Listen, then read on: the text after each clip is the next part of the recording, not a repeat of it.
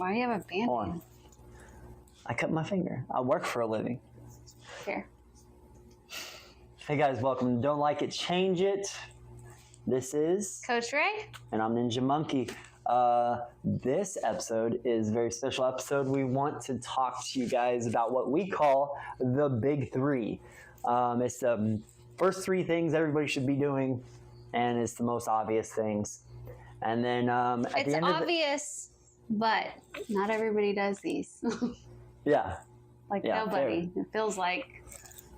Okay, keep going. I mean, even at times I mess it up. Yeah, me too. But it's like the thing that you should focus on the most. And then at the end of the episode, we're going to jump back into where we left off on last episode. So stick around for that. So we're just jumping right into it. Okay. What is the big three? Okay, big three. Let's go. All right, nutrition. Uh-oh. And we're not going to go in depth on these this episode. We're just going to kind of run through them because I want to go into depth on each one specifically in the next few podcasts. So nutrition, sleep, and exercise are the big three. How many of those boxes are you checking? I mean, some days I'm barely. I'm talking to you, the person listening to this. Nutrition, how are you doing? Do you know what you're doing? A lot of us don't. We're here to help. Sleep, are you sleeping 7 to 8 hours a night without waking up in a rapid sleep? And are you moving your body? Yeah. Those are the big three. Yeah. And why are those important? And then the other thing that I think of anytime you start talking about those things is I think back to the old me who was in the depth of my depressions and addictions and things like that. And it's I'm not thinking about exercising. There's zero chance. I'm barely thinking about what I'm eating. Maybe I eat a Pop-Tart or something every day. Yeah.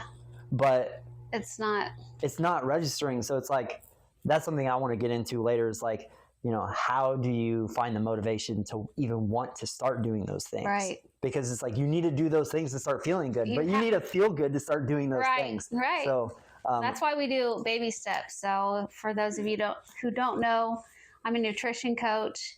That's a lot different than a dietitian and nutritionist. I coach you how to make better choices. Little baby steps at a time, meeting targets. So you can't change everything at once. I don't tell people, no, you can't have certain foods. We figure out things that you like that are sustainable for you. That way you can continue to keep them in your diet, not eliminate them. makes you want them more, I find. Yeah. And then in time, you end up not wanting those foods because you start eating enough of the better foods. And then for me, whenever I eat, I remember it happened to you first. Yeah. When we go back to eating a pizza after a long stint of eating healthy, and then you just be complaining the whole night. Yeah. You're what was that all about? So this is one thing I teach, how to listen to your body. And whenever you start giving it the good, and I question you week to week, how are you feeling? How is your digestion? Giving me all this feedback, it's making you aware of how the food makes you feel.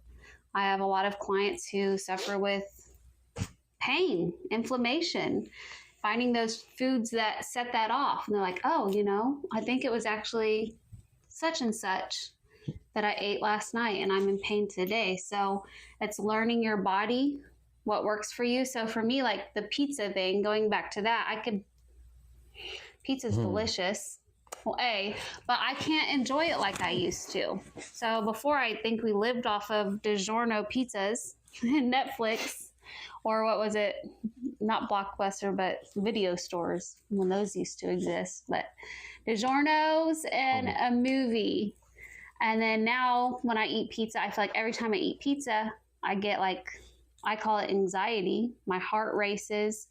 I think it's the high sodium content in it because I do eat a lot cleaner. So my body's not used to that stuff anymore, and I feel it, and it's not worth it to me anymore. Yeah. It keeps me up at night. It makes my fingers pudgy. Just, I don't feel good. So it's hard to enjoy something when you feel like crap. Yeah. And you don't know how bad you feel until you felt good. Exactly. So, and then like, that's the thing that's like been pretty crazy for me. It's like, man, like if I go back into that, like the drop that I take is like, and then, it's hard to deal with. Typically when you go backwards and you start eating those foods that make you feel like crap, and then you start feeling like crap, and then you have the cravings again, because you're not hitting other targets you're supposed to be hitting when it comes to your macros, which we could dive into macros, or we could do it another time.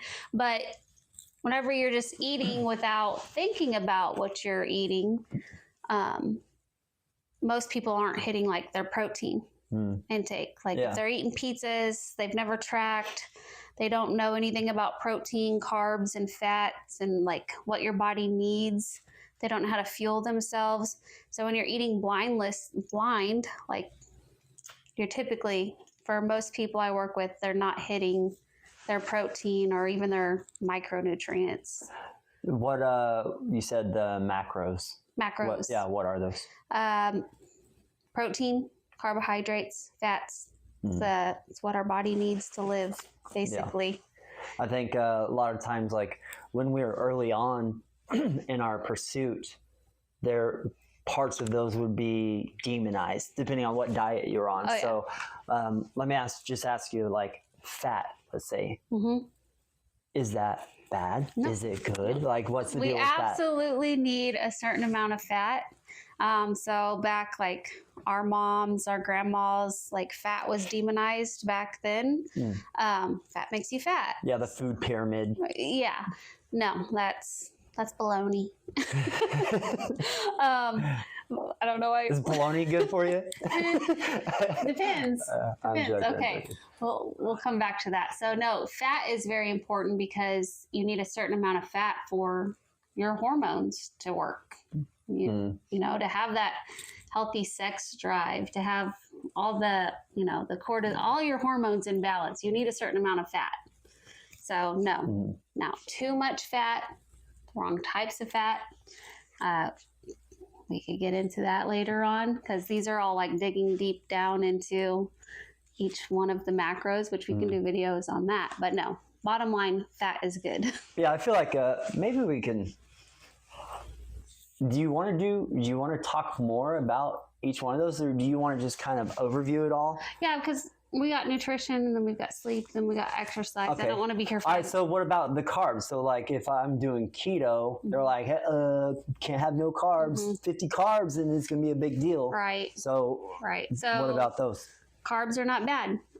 So I've done keto in the past in my fitness journey before I went to schooling for nutrition. Some people prefer carbs, like just finding the right types of carbs. So if you're like insulin resistant and you're my client, I might have you cut back on some of like the simple carbs that don't have the fiber in them that make you crave more, the cookies, the crackers, and go for like the sugar. Right. So no, carbs are not bad. Like I've learned that, and it's not sustainable. Like that keto diet for most people, I'd say it's not sustainable. That's why so many people come to me. I've tried the keto diet. I lost the weight. I gained it right back. Yeah. And then some. It's because, so I teach, we keep everything in unless your doctor tells you otherwise. You learn how to fuel your body. So I give you your targets, what you need, how much you're supposed to have. I give you ideas, what types of carbohydrates, even timing around carbohydrates. That's something I've been playing with. Now that I lift weights, it's important for me to get those carbohydrates because they protect my muscle. Because if I didn't have the carbohydrates, and I'm lifting weights, well then my body's gonna break down the protein and use that for energy. I don't want that. I want my protein to go to rebuilding those muscles that I just broke down. That's the point of strength training. So carbs do have their place. they're the preferred energy source. So it's just, what type of carbs are you eating? Are you eating fruits and vegetables, whole grains, or are you eating all the processed foods, which are mostly carbs, that has had the fiber stripped out of them? And preservatives. All that fun stuff. I mean, I still eat processed carbs too. So that's one thing on this channel that's very important to me, is that we don't ever, I covered my microphone, that we don't ever cause any like fear mongering. Okay. This channel is about improvement, and it's, you know, it's directed to, especially today, it's directed to the people just starting, the beginners, the people who don't know. Yeah. Yeah, you start telling me all those things. Like, I mean, there was a period of time where, as you were getting into your journey, it was the most frustrating thing, because like every single thing that I ate was like problematic. Yeah. And I'm like, I don't even care. Like, I just want to. Yeah. I don't even want to think about this no more, because literally everything that I love is bad for me. Right. So, and that's what so many people get frustrated with. They're like, well, you know, red meat gets you cancer. Yeah. Oh, I can't have that no more. Like, you know, fruits have that, vegetable, like, the industry is. Vegetables are toxic. Fruits it's filled with pesticides. And I don't think it needs to be that way. That's in the beginning of my journey too. Like, no wonder I wanted to go to school too. It's like, who's right, who's wrong? Everybody has something to say about everything. So what you're going to get from me, if you want to dig down deep into something, we can look at the research. But really, most people don't even go that deep, right? Right. And most of your clients, like, and then who's doing the research? You know, who's behind it? Most of, like who funded the research. Right. So most of your clients don't even go that deep in. No, I mean, I do have some who they get so much like benefit and reward from just the basic changes and the early on stuff that they don't even go that far. So for the beginners, I'm like, okay, you know, if it's better than what you're doing, like if you're getting no protein and the only thing that you can do is a protein shake for me, all right, let's do the protein shake, because at least you're getting the protein, because there's a long list of symptoms that come with being protein deficient. So Ray's so excited right now. No, we're finally on the subject of protein. Every day she's just hollering protein. You gotta get the protein. Okay, we're gonna move on from protein. No, we can't move on because we gotta talk about it. You're always thinking. Okay, so, and that's true. Anybody who's watching this who knows me, what do I always say? Yeah. Protein. It's one of the biggest pieces that if you get right, you're gonna see stuff start to happen. Yeah. Like, that's actually the main thing that because I can't do all the tracking and like getting all the macros perfect. Like, like, man, I'm just too ADD and busy and I don't care that much. It's a skill. When you got me on to just protein, you're like, hey, just get your protein to this level. There were several things that were side effects of getting enough protein, which was like, I'm full. You're full. All day long. I'm not like, oh, I need me like a candy bar or whatever. Whenever I go to the gas station, I'm not thinking about food because I'm still stuffed from breakfast. I'm still stuffed from my protein shake, which... It's like my clients think that like I'm magic or something. I have them work on their protein the first week after they've been so low in it. And then they're like, oh, my cravings went away and the scales moved a little bit and I'm not hungry. I can't eat this much. And that's how I was when I first started my journey. Like when after schooling, learning about nutrition, and then I started applying it to myself because I have to do it before I can have anyone else do it, right? I remember specifically asking you, like, do I keep eating to hit my target even though I'm so full? I remember hollering that from the kitchen. Like, I'm so full. How can I ever hit that number? So, but it does get easier, and you find stuff that works for you that you love and that you can keep eating every single day, and it gets easier and easier. Eating 7 cans of tuna is not the way to go, by the way. Yeah, no. Maybe tuna salad, but so there's my partner at work, he hates chicken, like refuses to eat it. And that's, I know, one of the better like lean proteins, a lot less of the fats if that's a problem for you. But so that kind of reduces, like, if you can't eat chicken, like, what are you eating here? It's like, it's beef, it's fish, like, that's it. Beef, fish, you've got the legumes, you've got your beans, your tofu, your... Tofu? Yeah. I don't know about that. There's all sorts of things you can eat. And he likes that protein shake. Oh, mine? No. Oh. The First Form. Yeah. Yeah, he likes that. Yeah, you like First Form too. First Form too. I personally just like the muscle milk because it tastes delicious. No, I don't recommend that. If you've seen, so I am not about fear mongering, but I don't. When there's a better option, you should go for that. Which one would you prefer? I like First Form's. Their clean line. It's got like it's sweetened with stevia. It doesn't have all the long list of things I can't pronounce, and they've got chocolate and vanilla and I think strawberry on that line. Yeah, don't hold me to that, but that's good stuff. Hell yeah. So did we cover? I mean, that's protein. Don't cut me off my protein. Let me just tell them real quick. So, so they get one takeaway that they can like use today with the protein is shoot for your goal body weight. In ounces of protein a day. What's wrong with me? I can't believe that's kind of just keep it simple. So you weigh 200, you want to weigh 160, shoot for 160. 160 grams of protein a day. Or if you don't want to track and log, shoot for 30 to 40 grams, actually as much as you can handle per meal. Every time you eat, I say have high protein breakfast, lunch, dinner, and a snack. That's an easy way to hit that number. And it's okay to supplement. So I have a lot of clients who will start their day off with a protein shake or a protein coffee because they're not big eaters in the morning. So everybody's going to be different. Yeah.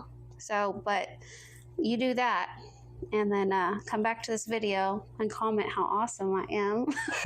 If you put in the work, you'll see the results, definitely. Yeah. So. Yeah, I know that was... I couldn't imagine even like being healthy, like, eating like 160 grams of protein.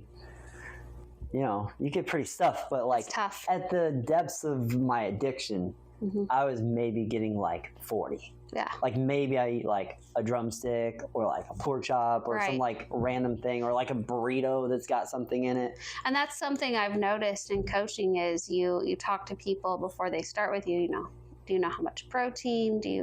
I eat a lot. I eat a lot of protein. And then I have them log their food for the week and it's like, no, you're deficient. Yeah. A couple tablespoons of peanut butter and 1 egg. And no, that's not going to cut it. Yeah. Like try eating high protein at every meal. Yeah. Unless your doctor says otherwise. Like if you have kidney issues, that kind of stuff. Yeah. We like to think that we do things right and that we're like on track for things, but tracking, like, it blows your mind. So like one of the things that I noticed as soon as you asked me to track something was that immediately I started eating better.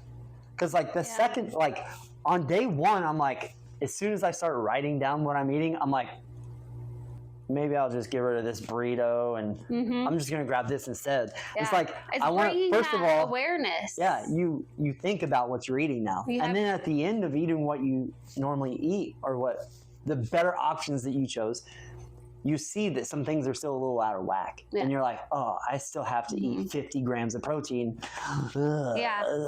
So for people who don't know, tracking is just a tool that we use just to bring awareness to what you're eating. It gives you an idea of how many calories you take in. That way, if you do go in a future diet phase and you want to do macros for that, where you control your calories and your input, and it's good to know where you're starting, because if you don't know how many calories you're bringing in, then how do you know what's a good calorie deficit? You have to be in a calorie deficit to lose weight. What about those people who are already in a calorie deficit? Like, there's a lot of people who think they're like, that they're just slobs and they're eating so much food, but then it ends up actually being the opposite. And we have the over dieters, people who like started a diet in 1995 and has been, you know, eating super low calorie their whole life, doesn't have energy, can't figure out why they can't lose weight, why like they look skinny fat, like how do I get toned? I have a client now who her first week logging 400 to 800 calories a day. Yeah. And I'm like, well, there's no way we can put you in a diet right now. Where do I take you from here? To death. To death, yeah. So that's where we do a reverse diet, where we take a portion of time, and I call it, you know, nourishing yourself time, rebuilding yourself so that you feel good, that your hormones are, you know, balancing out, that you have energy to do workouts. So taking a time to hit those food targets, giving your body the nutrients it needs to function properly. Because really, heal some things up that have been hurting for a long time for no reason. Like, what's the point of doing all the weightlifting if you're not rebuilding the broken down muscle with the protein? You need protein to build your muscle. You're going to stay broke down. You're going to feel sore. You're going to feel like crap. Your workouts are going to be crap, and you're going to wonder why you're not getting any results. So giving yourself that love and, you know, taking a break from looking at the scale and being hyper focused on weight loss, but go into, what does my body need? How can I show it love today? And make it feel its best, because whenever you're healthy and you're feeling good, the weight comes off. Yeah, it's even a trap in jiu-jitsu. I see it constantly, like where instead of like building ourselves up and becoming healthier and stronger throughout our jiu-jitsu journeys, we like, especially people who compete, they do this weird thing where they're like, I'm gonna compete with the lighter people. I got to cut 10 pounds. And they're in a perpetual state of cutting weight, eating sloppy, cutting weight, eating sloppy, cutting weight. They never actually get any stronger. And really they're just like damaging their metabolism and holding themselves back. I think that that's the thing that you changed in me, because I was doing the same thing. You were doing that. I'm like, but those people are so much bigger than me and stronger than me, and I don't want to compete with them. But the second that I just went for it, listened to what you said, and just started competing at where I'm at, whatever I weigh. You had to trust the process. Yeah. So in that, like the last year that I've been doing that, like my strength is through the roof. I'm probably the fittest I've ever been in my life. Yes. You're not like scrawny, like you actually are, you're filling out, you're looking good. So I'm actually making progress for once. And so... yeah, and it's when a you trap. say Looking at that scale is a death trap. When you say the biggest thing that you've done, like nutrition-wise, you're far from perfect nutrition, but you try to hit your protein. Yeah.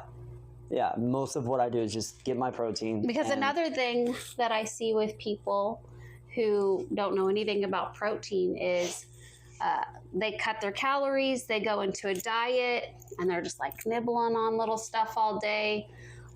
And then they look in the mirror and they're like, okay, I'm losing weight, but I look fluffy. You know, I eat that fluffy look. That's what people call skinny fat.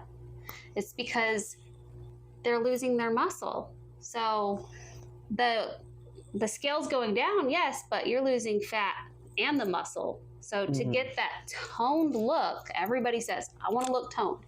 Help me look toned. Well, in order to be toned, you have to hold on, if not build muscle, and then lose the fat, and then reveal the beautiful, I got guns for the first time in my life. And then you can reveal. Yeah, I'm getting there. The muscle, that's what's going to give you the tone look. So many people, that's where they get it wrong. They diet, cut their calories, they don't have a plan for the diet. They just go. When really it should be a start date, a finish date, because we shouldn't live our whole life dieting. That's no way to live. Like, do it in phases. And then prioritizing the protein and doing some resistance training. And it doesn't have to be crazy and intense. I started out here in my basement with band workouts, and that's what I do. That's what I'm now And teaching. And walking. She goes walking. I walk religiously. That's kind of my medicine. Even right before this podcast, while I was setting up, I'm like, hey, let's go record this podcast.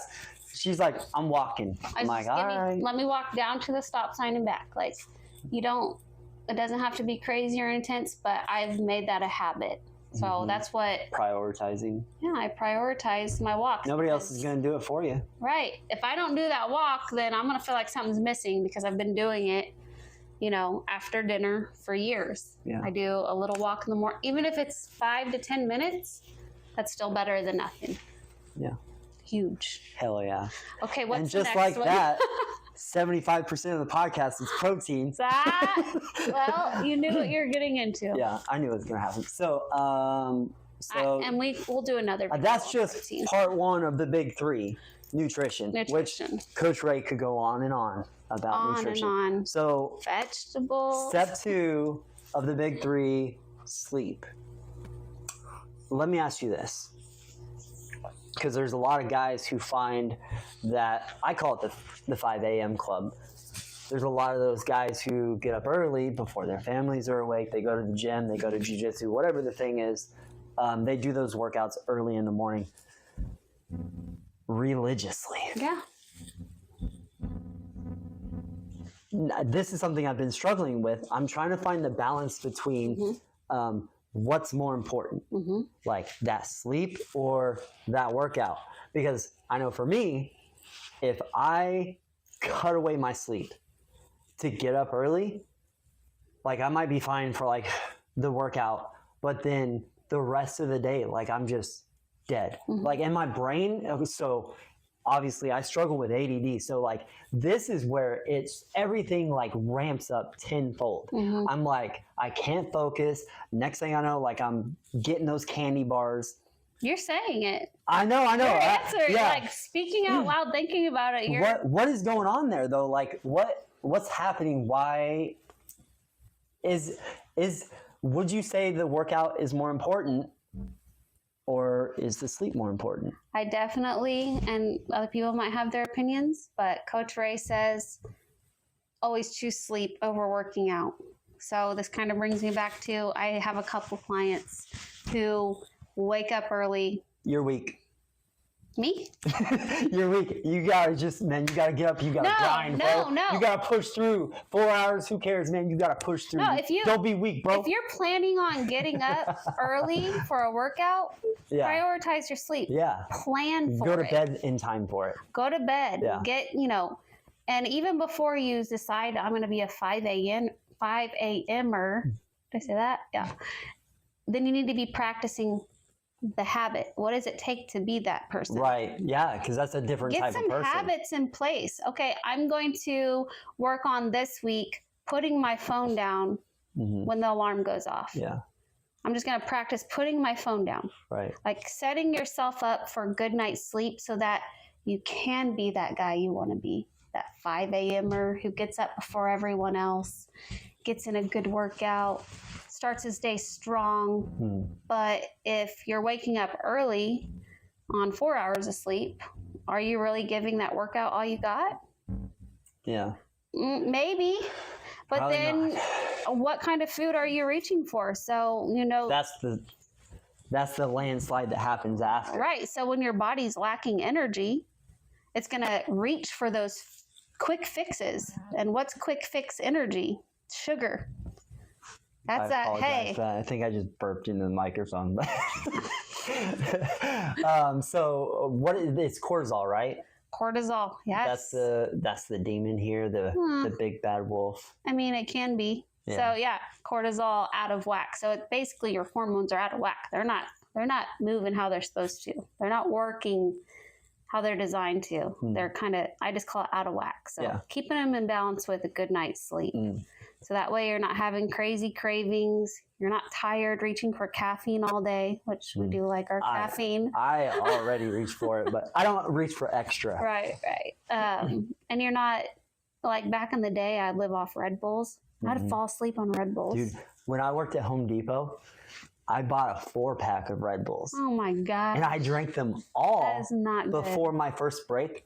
And I almost died. I had to like lay down and the world was spinning. I was up in the racks, just laid down in the rugs and just like took like half an hour off. That would give me anxiety so bad. Man. We were so stupid when we were young. It was not great. I drink Red Bulls a lot, but never like 4 in one day. Yeah. But maybe 4 in couple. 1 go, man. But that's what happens when you stay up all night long playing video games and then you got to be at work at 8 a.m. You're like, you know what? I'm going to get through this. I'm not the B word. I'm getting better already. We got our cuss jar, but Chris is even more determined to not cuss because... Yeah. Last time I failed twice. Well, what did you learn about YouTube and cussing?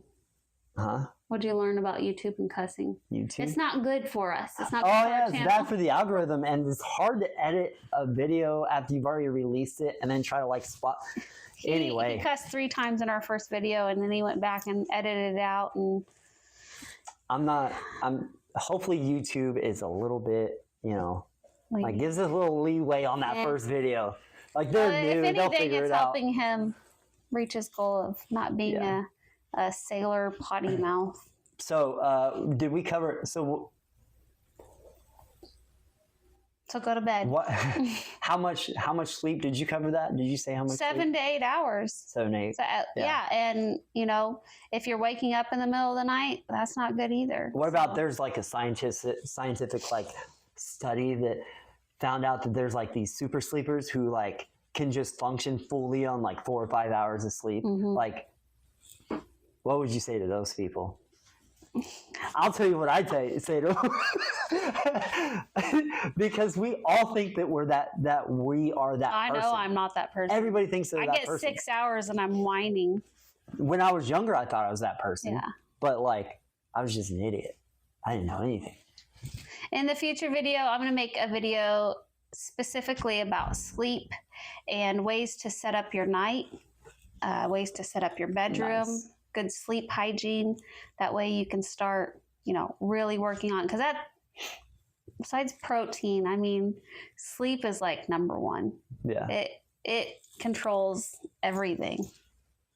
So and that's one thing, like every single person I work with, that's one of the hardest things. It really is. So it's something you've got to continuously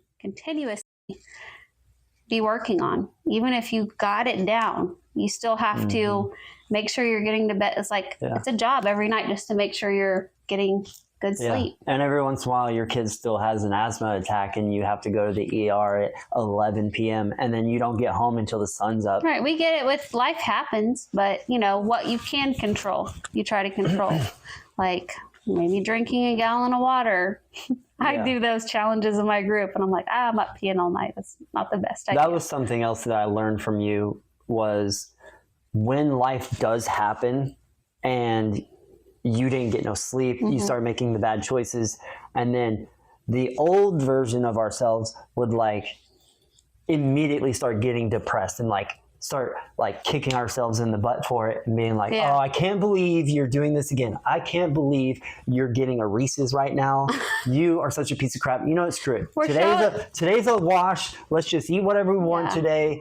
And then like, and then sometimes I might go on and like, that's something that I gained from you was like, I don't feel bad. Yeah. After I see a pattern of events that happened that led to where I'm at right now. And I'm like, okay, fine. And that's growth. It takes a lot for people to get there. Yeah. I think especially women, because I guess men too, but we're so hard on ourselves.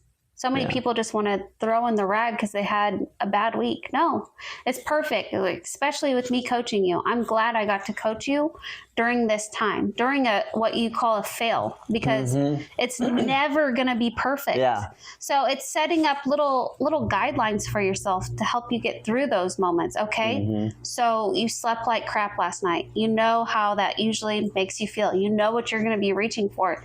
So today, I want you to prioritize your protein and your hydration. Yeah. Like even if you have the Reese's, hit that protein goal. Make that Reese's part of your protein. Yeah. Like, do your best and know that it's okay. It's life. It's gonna happen, and you got to show yourself some grace, or else it's gonna suck. I had a lot of that on whenever I was doing keto. God, so like, me too. You try to keep the carbs under control, and then like stressful. And then like you're not sleeping perfectly because keto does weird things to your sleep. And then next thing you know, you're like staring at a fudge round or something, and you're like, screw it. Right. And then you just start kicking yourself in the butt. And I just want to say real quick, like, we're not against keto. I think it has its place. Do I think it's sustainable long term? For most people, no. But I do think it's a great, like, motivational Kickstarter, some quick wins, and even giving your body time to like know what it feels like without all of. So really, the keto diet's basically you're eliminating the bad carbs that. Yeah. I feel like that's all it did for me. Right. It's like, because this is what life feels like when you're not eating carbs. Right. And so everybody's gonna feel better on keto eventually, like, because they're eliminating a lot of the junk foods, the stuff that's not high in fiber, the stuff that's high in sugar and dyes and chemicals. Oh, even those, what is the Powerades? So whenever I started keto, I was like, I can't have any carbs. Yeah. And then Powerades were like 0 carbs. I'm like, and I was just chugging these things all day, every single day. And they have sucralose in them. And I don't know how that works, but it still doesn't count. Like, your body treats it like it's sugar. And you don't go into keto, and then you feel like crap, and then it gave me so much heartburn, like the worst heartburn of my life. And then you were always taking the Tums, which were I was like just eating Tums all day, disintegrating your gut. And so there's, if you're gonna do it, there's a way to, and I think that you should try your best to do it. Hidden carbs. Yeah. I think the rule that changed everything for me was just not drinking any calories. Yeah. Like, just drink water. Oh, if you just like, if you can eat your protein and then just drink water. Yeah, you don't even have to track. You don't have to get all complicated with it. Now, I love tracking, especially if you got like some really serious goals. You want to get through them with me real quick. Okay, the best way is we're tracking and we're controlling everything. But I have many, many clients who can't stand tracking, want nothing to do with it. And for that, okay, let's talk about the sugary drinks. Oh my goodness. Just cutting those out is like being in a diet. Yeah. I had one client who had over 600 calories a day in coffees from McDonald's, from There's Starbucks. A lot of that these days with like the millennials. Everyone's drinking those like high-end coffees. Oh my gosh. And you just eliminate that? Okay, so when I put someone in a diet, I'm usually taking 500 calories away from where they're at, from where they're starting. That's a good deficit. So that's, okay, one coffee, 600 calories. That's one coffee. You take that away and you like lose a pound or 2 a week. Like, I mean, it just good feels luck like getting somebody to quit drinking coffee though. It's possible. For me, that's how I got my caffeine. And if one of my clients who did that, you're watching this, it's possible because they did. Nice. They started making coffees at home. With better stuff without all the syrups and sugars. So a real popular thing right now is the protein coffees, back on protein. Heck yeah, let's go. So where you make your coffee at home and then you add, they've got coffee flavored protein shakes and they'll add a little bit of that. I don't know why with some anybody wants the flavor of coffee and things. Okay, the French vanilla. So back in the day, I used to be addicted to coffees. Those Starbucks French vanilla glass jar things. I could drink those. Now, I used to be addicted to the gas station, like before I knew anything about health. Before I gained all my weight, even, I was just like a workaholic. All I did was drink coffee and smoke cigarettes. Heck, so I think I lived off of French vanilla. And cigarettes. Now, I was skinny back then, but I was I had no muscle tone. Yeah. Like, I didn't look healthy. Even you told me I didn't look healthy. Yep. So big difference in the way you look. Like, you can do it the wrong way and not eat and not look healthy, or you can look nourished like you care and take care of yourself. Yeah. I think that's the look everyone's going for. Yeah. So that's what I'm attracted to the most is like a healthy woman, you know, like I want some meat. Well, on we're designed to be that way, but no, if you can just, and you don't have to, like, if you live off of soda pop, so you don't have to don't try to be perfect. Don't try to change it all in one day.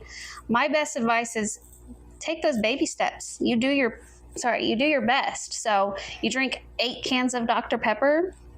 Tomorrow you go for 5, 6 cans. And you add some water to your diet or find a good green tea. They have so many options now, low calorie beverages. Like if you can't stand water, they have like 5 calorie beverages sweetened with stevia. They've got a lot of things on the market. Fruit in your water. But escaping that and trying new things, because how do you know you're not going to like, green tea or cranberry tea like I do.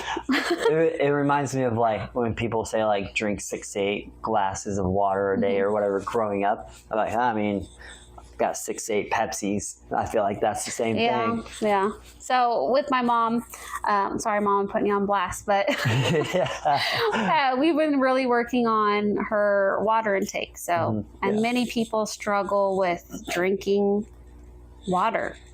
It's like, I don't have a problem with water, but I can get so busy throughout the day that I don't think about it. So some days I'm like, oh, what's wrong with me? Oh, I haven't drank water. And water like helps with your energy levels, especially if you go to the gym. It's so important to be hydrated. I've learned that too. But so what I'll have her do is fill up her big jug. So we have her a water goal, which is half of her body weight in ounces of water. And I say, okay, I want this finished by the end of the day. Yeah. And she's like, well, what about my coffee? I'm like, well, you can make your coffee with some of that water out of your jug. So she makes her own coffee at home, and she'll pour from her water jug into her little coffee maker, and she'll use that. So that still, I think, counts towards your water. You can use it for your coffee or your tea, but staying hydrated and definitely trying to eliminate all those high calorie drinks. And a lot of people, they don't even know that they're doing it. So like, I challenge you right now, if you're one of those people who goes to Sonic or McDonald's for one of their frappes, like just look at the calories.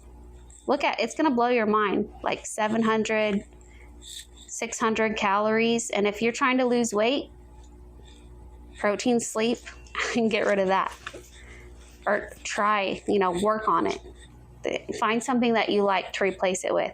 So this channel is not about being perfect, but always trying to make better choices. Yeah, it's about growth. It's about growth. Like people, you're going to hear so many things, like we said, beef is bad and this is bad. And if it's better than what you're currently eating, eat that. So if you live off of ramen noodles and cereal and you get 0 protein and all you can afford is hot dogs, I mean, that's protein. Like, it's better than ramen noodles by themselves, right? I mean, yeah. I'm gonna get a lot of trolls on here. Internet They're gonna chop that out. They're gonna chop that out. Coach Ray said I should eat hot dogs. Hey, if you got to do what you got to do. Yeah. It's all about making better choices, and you'll eventually get there. Like one day you will be thinking about the chemicals you're ingesting or the makeup you're putting on your face. But as beginners who don't know where to start, that can be really overwhelming and really scary, and it makes them not want to start at all because it's more comfortable to stay what you're already doing than dive into a world of chaos when it comes to what to put in. And it's scary for the new person. I feel like most of it can just be refined down, like get your protein, eat whole food. Yeah, as much as you water. can whole food. Get sleep. Yeah. You're good. And what I mean, some people don't even know what whole food is. Oh. So, and that should be like what you're aiming for. Like your biggest goal, like when it comes to the quality of your food, if you're able to, is always shoot for whole foods. What has that been? A whole food? It's a food that's unprocessed. I say if you can grow it, or if it comes from an animal, not from a box, a bag, or a can. I mean, I do eat a lot of frozen fruit out of a bag. I eat plenty of stuff out of the can too. Baby. Yeah, we do. We don't aim to be perfect here. We don't. But we try our best to make sure that the majority of our food. Oh, that's how our entire journey started. I totally forgot about that. It's easy to forget where you start. Our whole journey started with make a better choice. Yep. I remember in Springfield, it started. It was before even, it was before keto, I think. Like, let's just make a better choice. Yeah. Yeah, just whatever you Instead want, whatever of the fried you desire. cheese sticks that I lived off, let's have some string cheese. Yeah, if it's a Pop-Tart that I want right now, just what's something better? Mm-hmm. And then I'll eat that thing. Yeah. So, I mean, sometimes I still eat Pop-Tart. And that, like you said, that's growth. That's the start. And I don't want this to be a channel that ever overcomplicates it, makes people want to stop because there's no way you can be perfect. I don't care who you are. You say you only eat whole foods, but a lot of people go out to restaurants and eat lots of no one is perfect. And you shouldn't be. So practice the 80-20 rule. 80% of the time you're trying to get your foods from whole food sources, your eggs, your meat, all of the fruits and vegetables, and then 20%, have that treat. Work on being that kind of person, and you practice these things, you'll be a different person in a year, whole different person. And then that's when you'll start digging deeper and deeper. So you can't start off deep, I guess. Yeah, you can. You can, but it might feel icky. I don't know. I feel like that's how you start something that is not sustainable. Right. It's like you jump in over your head. Yeah. So I've done that actually. Like when I first started coaching, like I was too much for some people because sometimes it's hard for me to remember where I started. Well, starting my fitness classes, starting this podcast in mind of beginners, it's taken me back, and I think it's taken you back too, where we started, because I think that's what people need to know, because like I said, when I first started coaching, I wanted to come off as, I know it all. I know what I'm doing. Yeah. This is bad. Let me tell you all the things you need to do. And all the things you don't need to do. And then literally I had someone tell me, I'm just not going to eat. Yeah. And I said, wow, I failed. I am a failure if this person just doesn't want to eat. Fasting, people argue for fasting. And you see those little photos on Facebook where it's a bowl of ice. Yeah. It says, this is my breakfast, or this is what I'm eating today. Oh, and I'm like, so many people feel that way. Like there's too much information, right? Do you guys feel that way? Too much information at times. So let's take it back. Let's simplify it and just say, do better than what you're currently doing in all these areas with your nutrition, with your sleep. If you can get 30 extra minutes of sleep, that's better. Yeah. You're going to feel better. I always tell people it doesn't have to be complicated. And so that's like my new mantra as a coach. Yeah. Let's take a step back. Nice. And on that note, we're through. We're through? No. We didn't even talk about. We're through 2 of the 3. Okay, next. Maybe we might have to just push through this last one a little bit. All right, we'll push through this. And then you guys want me to dive deeper into, ways to get more protein, more water, more protein, more sleep, more of the third one, which is exercise. Exercise is that's one that's kind of interesting for me, because I actually hate exercising. I'm a very active person. I wouldn't think. I know. Everybody thinks that. They're like, oh man, look at him. They're like, he must exercise. No, I hate exercising. Like going to the gym is just like, I don't know. I don't want to do it. So being the ADD version of me, I had to figure out a way to make it happen, because I can't just go to a gym and put on music and somehow push through. So for me, I had to find things, and it was always like extreme sports. Yeah. Like, because there was never team sports for me. My grades were never good enough to be on a team at the time when I was in school.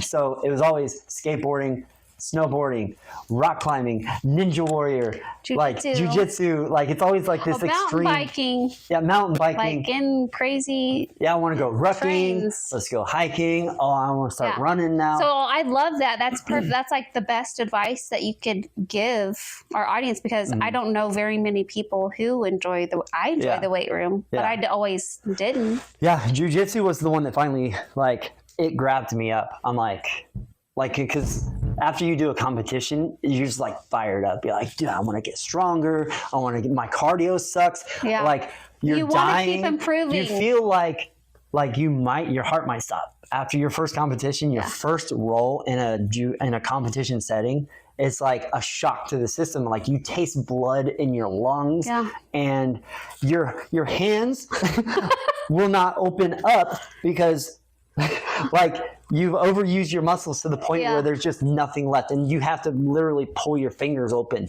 It's the weirdest feeling. So jiu-jitsu was the one that really got me like, okay, well, I'm going to start doing pull-ups at least. You know, I'm going to start. You wanted to keep improving your sport because you became a competitor. Yeah. Like, you can't stay the same. Yeah. Like, so that would be my advice is, if you don't exercise now, try some stuff. Try some sports. Find a little team, go to the community center. Yeah, I know in my hometown, I see a lot of people there when I go there to visit playing pickleball. That's a great... Yeah, that was... You know, I never saw that anywhere in my life. Like, we were a military family. We were all over the place. I never saw pickleball until I went to El Dorado, the smallest town ever. I'm like, it doesn't even make sense that this is here. No, you see them down there moving, like, getting it. I'm like, good for you. Like, it doesn't feel like exercise because you're having fun. And a lot of towns offer stuff like that. So, like, in just this town that we live in, they have yoga, they have Zumba dancing, they have my strength training class where we have a lot of fun. Yeah, groups make a big difference too, like having people to talk to and start to build relationships. Or finding a buddy and starting something, going on walks with a group, you know, like me and my mom. When I lived close to home, it was me and my mom. Every morning we dropped the kids off at school and we'd walk around the golf courses. So it's a perfect way to start the day, just a simple walk. And when you have someone with you, it goes by so fast and you're like, oh, wow, I'm already at like 10,000 steps and we've just been talking, you know? So exercise doesn't have to be sweating and hurting and doing crazy stuff. Find something you like to do. Yeah, it does. No, it doesn't. And that's something I'm trying to teach my group fitness class too, especially like for the beginners. Because I remember, this is something that I do remember when I first started working out. And being almost 200 pounds, it was really hard. If someone told me just to go... Hold on one second. I'm having so much anxiety right now. Why? I just feel like, what if I never pressed record? I got to check it real fast. Check it. Oh my God, Chris. It's such a good podcast so far. Okay, thank God. All right, carry on. Sorry. I don't even know where it was. Oh my God. I was like freaking out on the inside. What was I saying? Oh, when I first started working out, that's something that I remember. Being almost 200 pounds. Keep in mind, I'm 5'1", so that's pretty stocky for me. It was hard. It was really hard. And I almost felt hopeless. Like, there is no way. There's no way I can do what they're doing on this workout video. What's the point of even trying? That's what started the don't like it, change it, was me trying to do burpees. Everyone, let's go. No. Me just trying to do a plank. That was my breaking point that day, was doing the plank. My back hurt to high heaven. Like, I'm like, why is my back hurt so far? It just felt like it was caving in. Yeah. And my stomach was touching the floor. I couldn't keep it up. And you're like, oh, you have a weak core. I'm like, well, how do I get a strong core? Because I can't work on it. It hurts. Yeah. And that's when you said, if you don't like it, change it. And so there's always something. One of the many times. There's always something you can do. Yeah. So I walked. I walked a lot of my weight off. I did little things. I did the bands. I did, I would print out little challenges and hang them up. One day it said it had like a calendar, 1 through 30 days. So I do 30-day challenges with myself, and they were simple. but it was like 10 donkey kicks, 20 crunches, 15 and then every day it progressed a little bit. So I felt so accomplished when I could check those little things off the box. So I actually created a 30-day challenge. If you guys want it, you can comment below in the comments and we can we'll get it to them somehow. Yeah, we'll get it to you because that helped me so much. Was it crazy and intense? No. But I'll link it underneath the thing. He'll link it. But it was enough that it was a win for me. Like I was able to do that. And seeing it and being able to check it off, that was the momentum I needed. Sometimes you just need it. So don't compare yourself to everybody and where they're at in their journey because everybody's starting somewhere different. And that's what I said in my group class yesterday. Yeah. Like, everybody here is in a different level. Yeah. Like I will show you modifications. Oh man. Because, I had people in their 30s all the way up to their 70s. One of the 70-year-old men had never done a plank in his life. Mm-hmm. So everybody's different. And trust me, nobody's staring. Like if you have gym phobia, no one's thinking about what you're doing. That's something I learned too. Like it can be really intimidating going into the gym. But everybody else is thinking the same thing that you are. That reminds me of, so in skateboarding, it was the first time that I had a thing where it would like start small and you progressively push forward. But I just went to the skate park last month and I saw a guy there. He could not skateboard yet. He got a skateboard. He's a little overweight. He came to the skate park and then he was just practicing pushing on the skateboard. Yeah, baby steps. And when I was a kid, like some stupid thoughts would have been going through my head. Maybe I would have like called him a poser or something like that. But as a mature adult, I saw that. And you should know that when people see you trying, it's encouraging. It's usually inspiring. Yeah. And I remember seeing that guy and thinking, that's so amazing. Yeah. Like, I love the fact he brought himself to a place where it's like, I have to try now. And it's uncomfortable, I'm sure. Had to be uncomfortable. But he was there because he's got like a goal, something in mind, and he's pursuing it. And I love that. Oh. And it even like inspired me that day. So I was feeling scared to try a trick that I haven't tried in like 20 years. And then I'm like, okay, I got this. See, it inspired you. This guy motivated me. So wherever you're at, like... Yeah, and that goes to show that... No one's judging you. You keep bringing all these things to my mind I want to talk about, but just that story, it reminds me of my Facebook group. Don't like it, change it. If you're not in that group, you definitely should be if you have. That is the main thing linked right below. Yeah, okay. At the very top. It's a private Facebook group. You answer a couple questions like, hey, what do you want to change? You're in. And in that group, it's about inspiring each other. I want people to open up, to share their stories, because that got me far in my journey too, was looking online at people where they started and the work that they put in, that they were, you're capable. I'm capable of change. I felt defeat from not being able to do a plank, but I kept going. I've never been this healthy, mind, body, spirit, in my entire life. I'll be my birthday's Tuesday. I don't even know how old I'll be. That's not dementia, but what the heck? Late 30s, let's say that. Bro, calm down. Look how healthy I am, but I can't remember how old I am. Why are you thinking about dementia already? It's hilarious. We could talk about that. No, I'm kidding. But no, the point, there's just so much going on up here at the moment, but the takeaway. The people are inspiring. You are inspiring. Yeah. So keep going. Yeah. Keep share your struggles. Yeah. Share your wins. Share your photos. Go into the gym and say, hey, I'm in the gym. I'm scared. I don't know what I'm doing, but I'm here today. I'm going to do something. Yeah. And I'm a certified personal trainer, and I still get that way in gyms sometimes, but I'm like, nope. Got this and then you talk to people and they're just like you.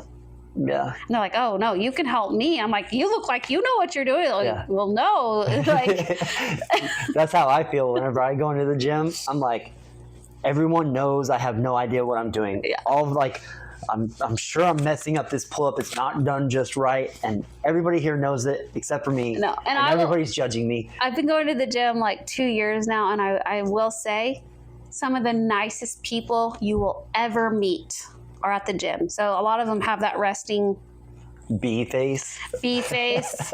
But no, that's what people say about you. Yeah, I've heard. Yeah. Did people you guys think that you're a huge bee until they meet you and they're like, you don't even seem real.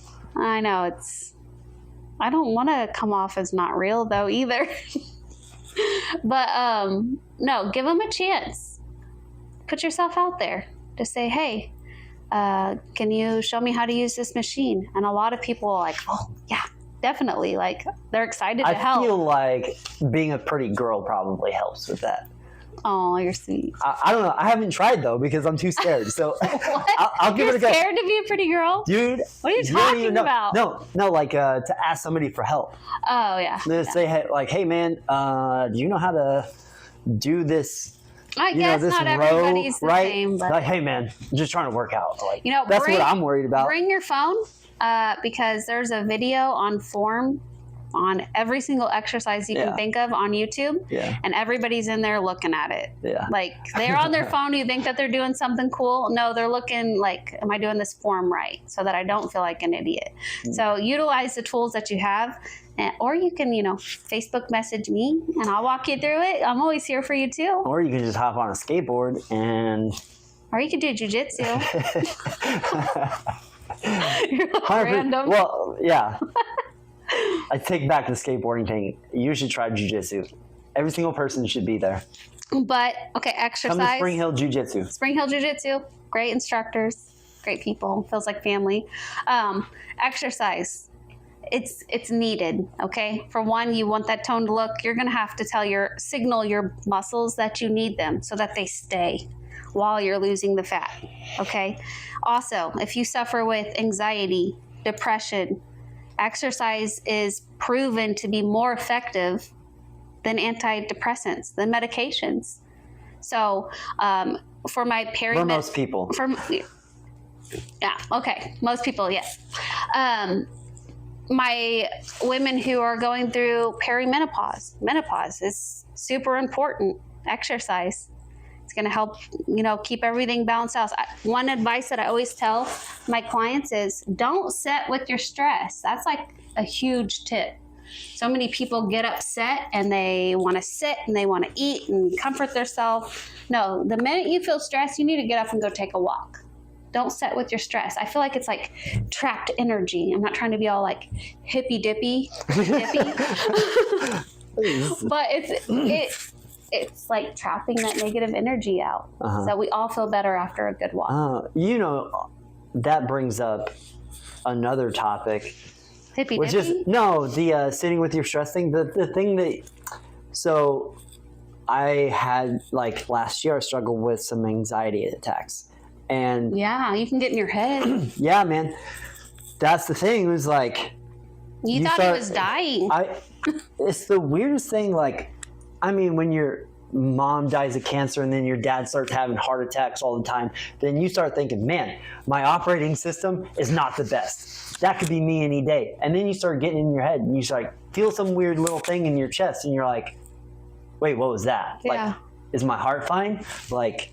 what is that? And then you get like this like flood of chemicals and then your face gets hot and then your ears start tingling and then like the world starts closing in and then like your heart starts pounding harder than you've ever felt it pound. And you're like, oh, this is probably a heart attack. And then you're like, well, I'm not dead yet. So I guess it hasn't stopped. I mean, I can feel it. This is just such a overwhelming experience. And I was having these for months. Usually it was weird because it always happened on the weekend. Mm-hmm. And what happens on the weekend is I'm not at work moving and flowing and going about my day. I can always tell the look at your face too. Yeah. And then like the blood drains out of your face. And you lay down and you don't want to talk. And you're just and then like freaking out inside. Breathing, you feel like you're breathing too much or not enough. And it's an anxiety attack. Sitting in your stress, man. It was huge. And the thing that is weirdly enough that helped me that Ray said was like, hey, I think you're having anxiety attacks. You're definitely not having heart attacks, because who's had 14 heart attacks like in the last 2 months? And you're healthy. Yeah, you're healthy. You're doing all young, the right things. You're making good choices, better choices in your life than ever. Mm-hmm. You're not dying. You're fine. And I just took that. Yeah. You're okay. You're okay. I took that as a mantra.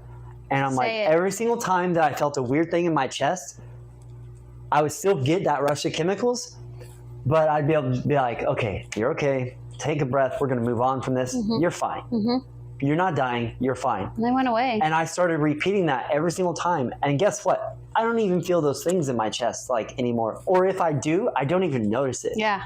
Like, I don't even know what those are, but it's the mind. That battlefield. It's not me dying, man. That's for sure. Yeah. So yeah, I remember that was a rough time for you. I'm glad we got through that, because that was like, because it was escalating over time. They were getting worse and worse, and I'm like, I can understand why, like, people lose their jobs, mm-hmm. like bad things happen. Like, you end up in the ER. I was thinking about going to the ER a few times. You're taking medications that have side effects, and then you constantly... Yeah, I was taking kratom at the time. Yeah, I forgot about that. Yeah, I forgot about it too. Oh. But I think that I got in my head about the kratom. I'm like, maybe the kratom's going to kill me. Right. And then, I just at one point just had to like enough's enough. Yeah. If it's taking your peace, it's not worth it. And that's for anything in life. If you don't feel peace, don't do it. Yeah. Stop. Because nothing's worth that peace, that peace of mind. Yeah. Nothing. Yeah. I knew it wasn't good. Like, the first time I took it and I liked it, I'm like, this isn't good. Well, but then the addict in me just like grabbed it. Coming from a pill addiction to kratom, okay, I can buy this at the gas station. Yeah, it's fine. Legal. It's no big deal. It's just a herb, man. It's fine. But then you recognize it's not fine. Quickly. It's hitting the exact same receptors in your brain. It feels just like painkillers. And like, if you have a problem with painkillers, don't take those. Yeah, let me just say this. If you're watching this and you've struggled with painkillers, kratom, Chris is a really great guy to talk to.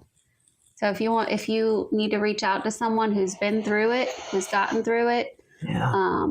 But I will say this. Drop something in the comments or message us. Yeah. Reach out, man. Yeah. There's things that you can do. Yeah. And a lot of the things we listed, it's, having that autonomy, like taking back control, the areas of your life that you can control, at least. Big three the nutrition, the sleep, moving your body. I mean, we all know all the benefits of exercise. If you don't, I'm going to be making another video on exercise, going deep into it. So, yeah, there's a lot that you do have power over. It's just taking the time to take back control. Yeah. Or sometimes I think one of the biggest issues that I had back then was that you don't have control. There is no control. And there's something that you're covering up. There's something, there's some deep stuff that's going on. There's some deep traumas. Work. Yeah. There's usually like traumas. It's a lot of things. But the main thing that I learned over the years was like, it's all just like chasing dopamine. It's all about like controlling the dopamine systems.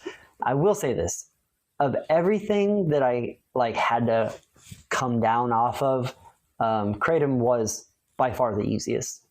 So, I mean, I don't know.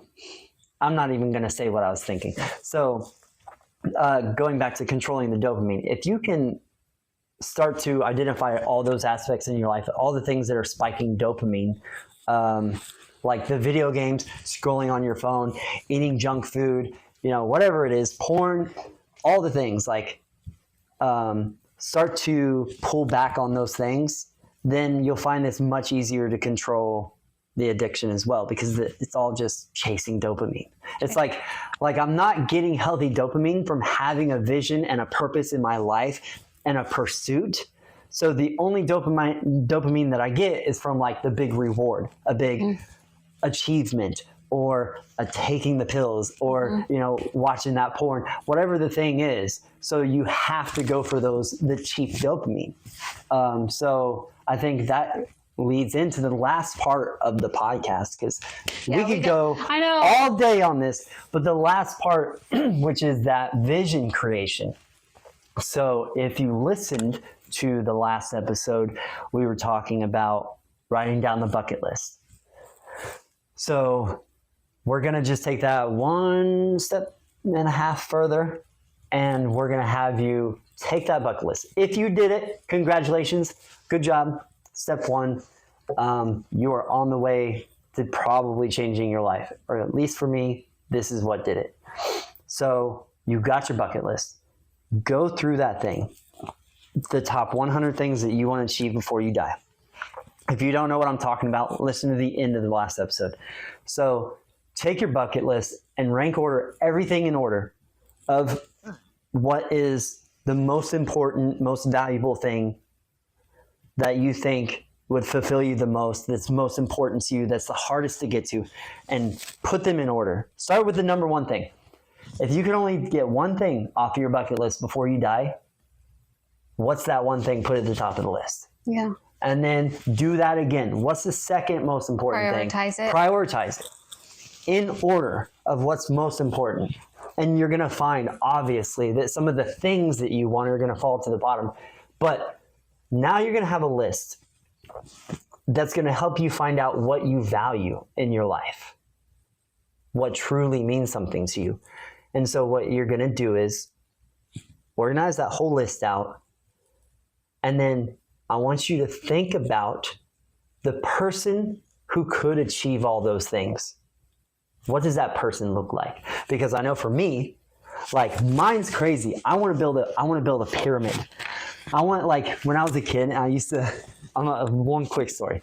When we used to go to new skate parks, and I'm feeling those feelings right now, just thinking about it. I'm so excited. So when you go to a new skate park, you don't know what to expect. Yeah. You've never been there. You've only heard stories. We didn't have Google. Right. You couldn't just look that thing up and look it down on it from the sky and be like, oh yeah, there's a pool. So when you're coming up the road toward the skate park for the first time, there's a moment in which you can see it in the distance. And then, like, you got to go through all the parking lots, and that the level of, like, amped upness that you feel in that moment is insane, because you're finally going to the place that you love, the place that, like, means something to you. It's like the most important place on earth. When you're a skateboarder, that new skate park is like the only thing that you want in life. It's like natural grocers for me. No. So that's what I was thinking about. I'm like, if there was a building that stood above others, like, it doesn't have to be like the tallest skyscraper, but just peeked up over the town just a little bit. Wants a little pyramid. A little peak somewhere. When you're coming towards that place, the amount of, like, amped upness that you're going to feel on your way there is going to be astronomical. Yeah. And, like, that's the feeling that I want to tap into for those youth, is, like, getting them passionate about going to a place that's, like, going to possibly change their life. So anyway, that's what mine's the pyramid. It's like, I'm probably never going to achieve the pyramid, but I'm going to pursue it all the way till I'm dead. So that is the thing that's at the top of my list, my crazy What list. What does that guy do? So what does that guy do? How's that guy different from you? Yeah.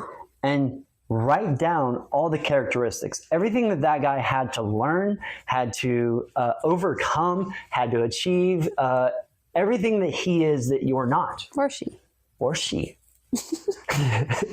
Sorry. Write down what that person looks like.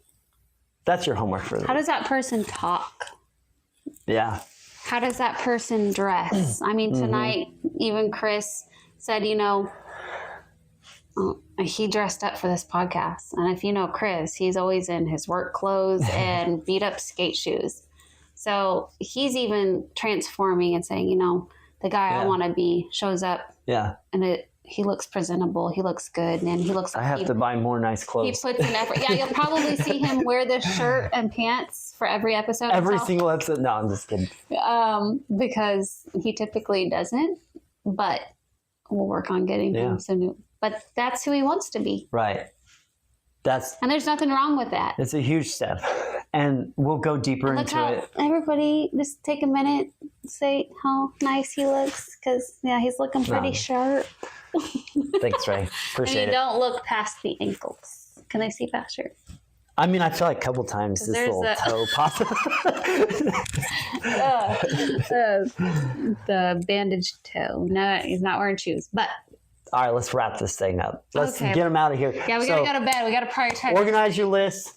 Write down what that person looks like, how they're different from you.